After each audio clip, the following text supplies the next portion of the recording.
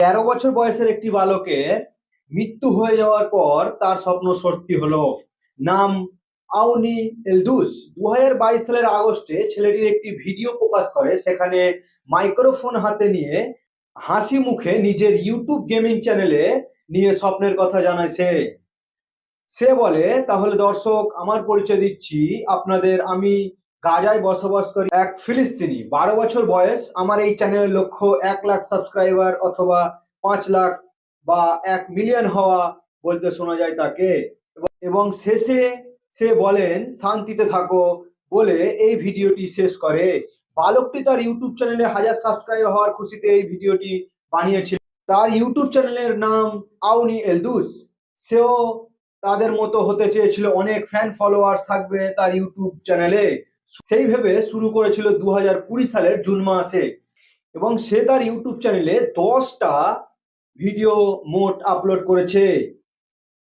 এলদুস তার চাচার সাথেও ভিডিও করতে দেখা যায়, দুজন মিলে চ্যানেলে নানা ধরনের বিশেষ কন্টেন্ট বানানোর কথা বলেছে এবং একসাথে ঘোষণা দিচ্ছে দারুণ কিছু হতে চলেছে। কিন্তু এই ভিডিওটি করার 2 বছর সম্পূর্ণ হতে না হতেই বালকটির মৃত্যু হয় গাজা ও ইসরায়েলের যুদ্ধে।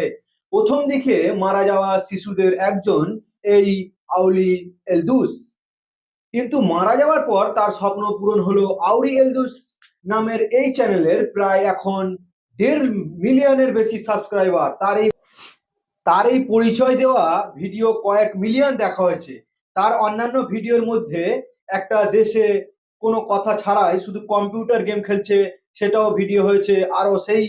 আরো প্রায় 2 মিলিয়ন তার ফুফু এলাকায় বর্ণনা করে। নিয়ন্ত্রিত স্বাস্থ্য মন্ত্রণালয় বলছে যুদ্ধ শুরু হওয়ার পর 20,000-এর উপর শিশু মারা গেছে, তার মধ্যে 1/3 হলো শিশু।